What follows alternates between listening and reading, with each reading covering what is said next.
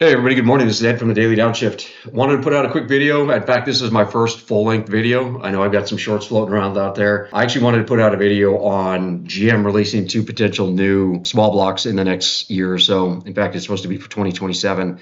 Felt this was a little near and dear to me just because my wife and I had two GM vehicles. My wife had a Tahoe and I've got the HT Silverado. She actually had the 6.2 in her Tahoe, had it for a few years. Racked up a ton of miles, never had a single issue with that vehicle. In fact, I loved that vehicle, probably more than my wife at the time when we got it. But we decided to trade it in just frankly because in the last few months, I hadn't heard anything from my dealer about getting my 6.2 tested.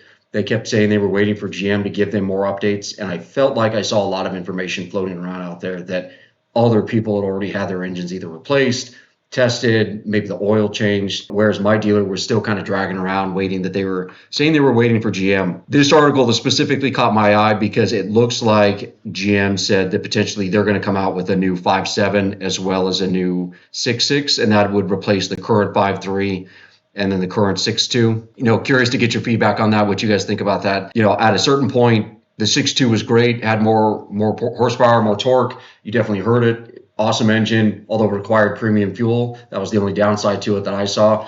I'm wondering if they come out with this new 5.7, if it starts to creep up on those numbers the 6.2 had, if you're only going to need premium for the larger one on the 6.6. So I love options, love a good V8, would like to get back into a big full-size SUV with the V8. So curious to get your feedback.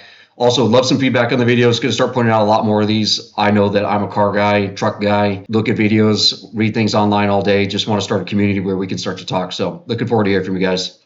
Talk to you later.